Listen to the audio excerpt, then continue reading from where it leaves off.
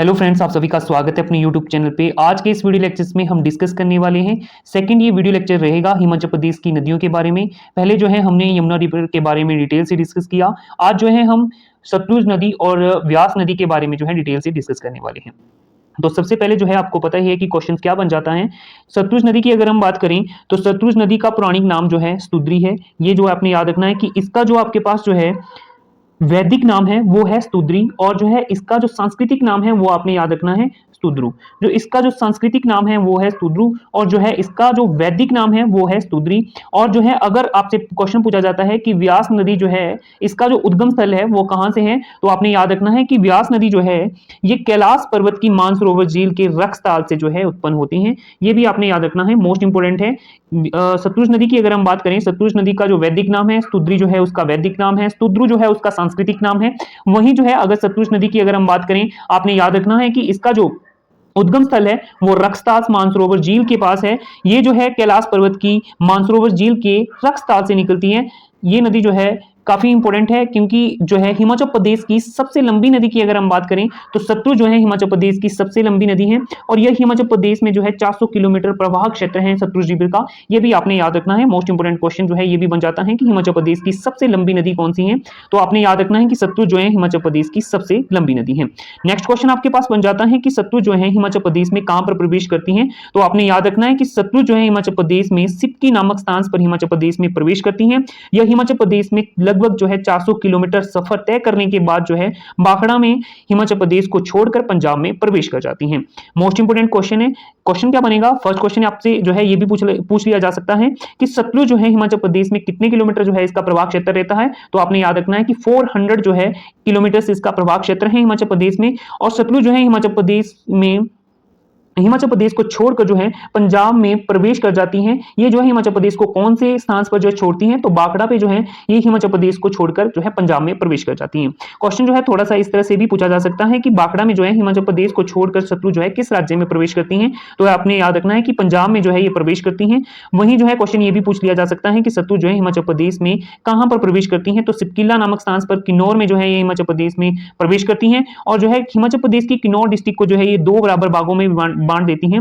और next question आपसे ये भी पूछ लिया जा सकता है कि यह छोरा स्थान पर जो है किन्नौर से शिमला में प्रवेश करती है।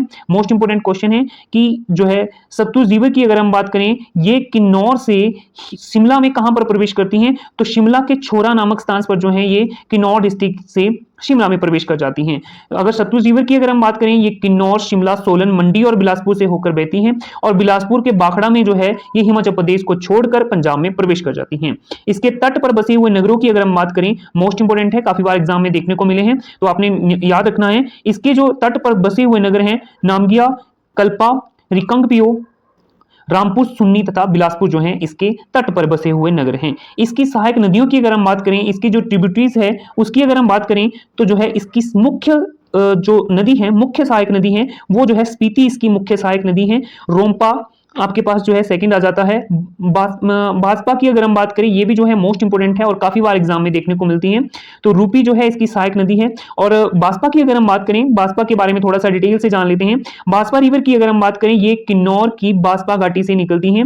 ये जो है किन्नौर से निकलती है, तो मोस्ट इंपोर्टेंट क्वेश्चन ये भी बन जाता है कि भाजपा नदी जो है इसका उद्गम स्थल जो है कौन सी डिस्ट्रिक्ट से होता है, तो आपने याद रखना है कि किन्नौर से जो है भाजपा नदी निकलती है, भाजपा पहाड़ी से, किन्नौर की भाजपा पहाड़ी से जो है ये निकलती है, तथा कड़छम्स में ये सतलुज में मिल जाती है।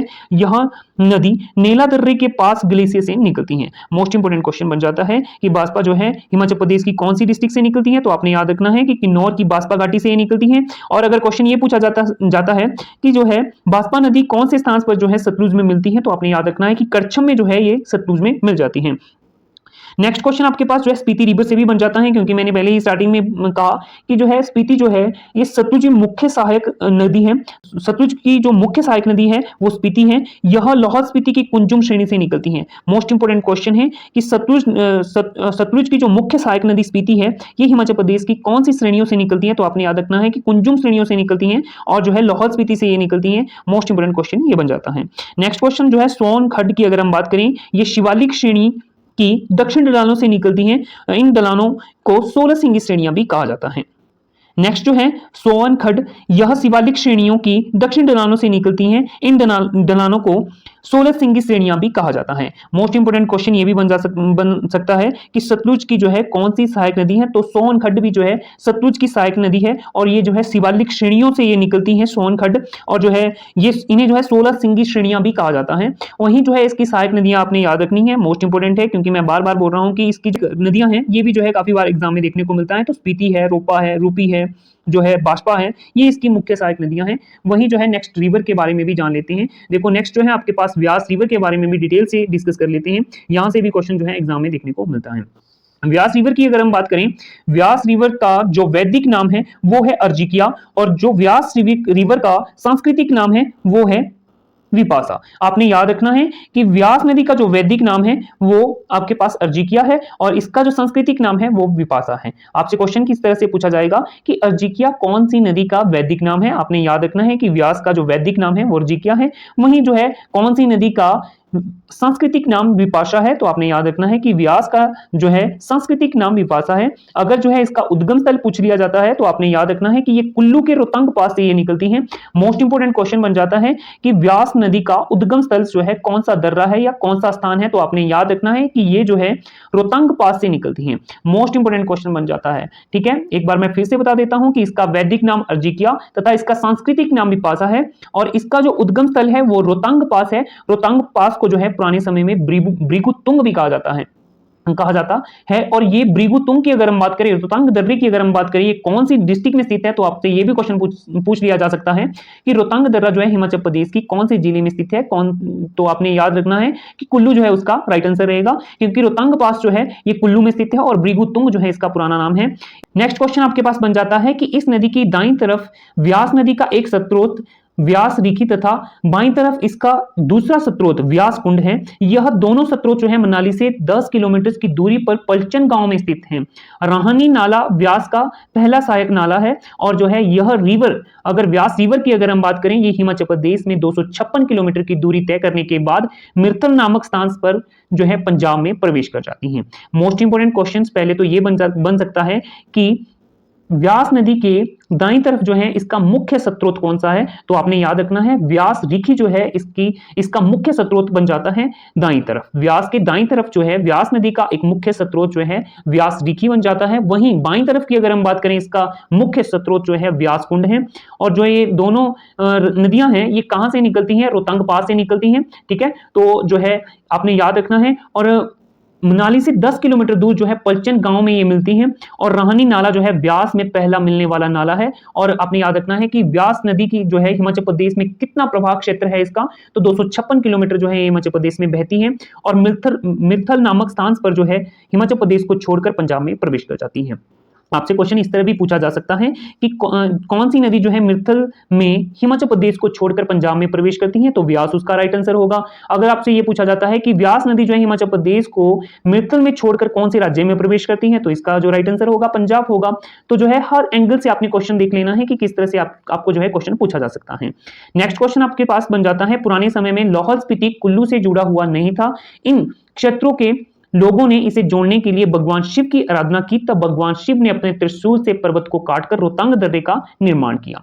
ठीक है, ये भी क्वेश्चन जो है आपने याद रखना है। पुरानी मान्यता के अनुसार जो है पुराने समय में लाहौल स्पीति कुल्लू जो है आपस में जुड़ा नहीं था, इसलिए वहां के जो लोग थे वहां के क्षेत्र के जो लोग थे उन्होंने भगवान शिव की आराधना की होगी, पूजा की होगी, तब भगवान शिव ने जो है प्रसन्न होकर त्रिशूल से जो है पर्वत को काटकर रोहतांग दर्रे का निर्माण किया था। यह नदी पंजाब में हरिकापटन नामक स्थान पर सतलुज में प्रवेश कर जाती है। तो जो है व्यास सतलुज की भी सहायक नदी है, तो आपने याद रखना है कि कौन से स्थान पर जो है सतलुज में यह मिल जाती है। व्यास नदी जो है हरिकापटन नामक स्थान में पंजाब में सतलुज में मिल जाती है। नेक्स्ट आपसे ये भी पूछा जा सकता है कि इसके तट पर जो है कौन कौन से नगर बसे हुए हैं, तो आपने याद रखना है कि व्यास नदी के तट पर जो है कौन कौन से नगर बसे हुए हैं। मनाली नगर आपके पास है, कुल्लू, पंडोह, मंडी, सुजानपुर, नादौन तथा देरा गोपीपुर जो है व्यास नदी पर बसे हुए नगर हैं। ये भी जो है काफी बार एग्जाम में देखने को पूछा मिलता है कि हिमाचल प्रदेश की व्यास नदी पर जो है कौन सा शहर बसा हुआ है। आपके पास जो है इसमें सुजानपुर भी पूछा जा सकता है, देहरा गोपीपुर भी पूछा जा सकता है, नालदेहरा जो है, ये जितने भी मैंने आपको बताया कि ये जो है नगर जो है व्यास नदी पर बसे हुए हैं, कोई भी क्वेश्चन जो है एग्जाम में देखने को मिल सकता है। नेक्स्ट आपके पास आ जाता है कि ऋषि नारद, वशिष्ठ, विश्वामित्र, भृगु, जमदाग्नि, ऋषि भारद्वाज, वाल्मीकि, वामदेव, कपिल गौतम, श्रृंगी, व्यास और परशुराम यहां पर कई बार जो है आते थे व्यास नदी पर। ये भी जो है मुख्य क्वेश्चन बन जाता है। इसकी मुख्य सहायक नदियों की अगर हम बात करें, आपको पता होना चाहिए कि हिमाचल प्रदेश की जो व्यास रिवर है, इसकी जो ट्रिब्यूटरीज है, इसके बारे में भी आपको जो है पता होना चाहिए। पार्वती जो है इसकी मुख्य सहायक नदी है। मलाना, सोलंग आपके पास है, तीर्थन और आपके पास जो है ज्यूनी, सुकेती, सोन और सेंध जो है इसकी मुख्य सहायक नदियां हैं। बहुत बार जो है क्वेश्चन पूछा गया है कि तीर्थन, सुकेती, सोन और सेंध जो है कौन सी नदी की मुख्य सहायक नदियां हैं। तो आपने याद रखना है कि व्यास की ये मुख्य सहायक नदियां हैं। और जो है व्यास की मुख्य सहायक नदी की अगर हम बात करें तो पार्वती जो है इसकी मुख्य सहायक नदी है। आपको मैंने बार बार बताया कि इसकी कौन कौन सी नदियां जो है मुख्य सहायक नदियां हैं, आपने याद रखना है, क्योंकि ये क्वेश्चन जो है काफी बार एग्जाम में देखने को मिला है। आपने याद रखना है पार्वती, मलाना, सोलंग, तीर्थंस, सुनी, सुकेती, सोन और सेंध जो है इसकी मुख्य सहायक नदियां हैं। नेक्स्ट क्वेश्चन आपसे ये भी पूछा जा सकता है, पार्वती के बारे में भी थोड़ा सा, पार्वती नदी के बारे में भी थोड़ा सा जो है डिटेल से डिस्कस कर लेते हैं। पार्वती नदी की अगर हम बात करें, यह जो है कुल्लू के मणिकर्ण के मंतलाई ग्लेशियर से निकलती है। मोस्ट इंपोर्टेंट क्वेश्चन ये भी बन जाता है कि पार्वती नदी जो है हिमाचल प्रदेश की कौन सी डिस्ट्रिक्ट से ये निकलती है। तो आपने याद रखना है कि कुल्लू डिस्ट्रिक्ट से ये निकलती है। और कुल्लू में कहां से निकलती है, ये हिमालय की श्रेणी जो है मणिकर्ण के मंतलाई ग्लेशियर से ये निकलती है। तो आपने याद रखना है मंतलाई झील से जो है ये मुख्यतः नदी निकलती है, क्योंकि मंतलाई ग्लेशियर से जो है मंतलाई झील का निर्माण होता है और मंतलाई झील से जो है पार्वती नदी निकलती है, इसका उद्गम होता है। तो मोस्ट इंपोर्टेंट क्वेश्चन ये भी बन जाता है। नेक्स्ट क्वेश्चन आपके पास बन जाता है तीर्थन। तीर्थन की अगर हम बात करें, ये भी जो है कुल्लू में ही स्थित है और कुल्लू से ही ये नदी निकलती है और कुल्लू के लार्जी में जो है ये व्यास नदी में मिल जाती है। मोस्ट इंपोर्टेंट क्वेश्चन ये भी पूछा जाता है, काफी बार ये क्वेश्चन एग्जाम में देखने को मिला है कि तीर्थन नदी जो है हिमाचल प्रदेश की कौन सी डिस्ट्रिक्ट से निकलती है। तो आपने याद रखना है कि ये जो है कुल्लू डिस्ट्रिक्ट से निकलती है और लार्जी नामक स्थान पर जो है ये व्यास में मिल जाती है। वहीं जो है लास्ट जो है इसका उहल नदी की अगर हम बात करें, उहल खड्ड की अगर हम बात करें, ये जो है व्यास की सहायक नदी है और जो है ये कांगड़ा की डोलाधार श्रेणियों से निकलती है। यह नदी मंडी में व्यास नदी में मिल जाती है। मोस्ट इंपोर्टेंट क्वेश्चन है, काफी बार एग्जाम में देखने को मिला है कि उहलखट जो है कौन सी श्रेणियों से या कौन से जिले से निकलती है। तो आपने याद रखना है कि कांगड़ा की डोलाधार से ये नदी निकलती है। यह जो है मंडी में व्यास नदी में मिल जाती है। मोस्ट इंपोर्टेंट क्वेश्चन बन जाता है। तो ये जो है इंपोर्टेंट क्वेश्चन हमने डिस्कस किए हैं। तो फ्रेंड्स ये थी आज की वीडियो। नेक्स्ट वीडियो में जो है हम चेनाब और रावी रिवर के बारे में डिटेल से डिस्कस करेंगे। तो फ्रेंड्स ये थी आज की वीडियो। अगर आपको वीडियो अच्छी लगी हो तो वीडियो को लाइक करना और चैनल को सब्सक्राइब करना और वीडियो को अपने फ्रेंड सर्कल में ज्यादा से ज्यादा शेयर करना। Thank you.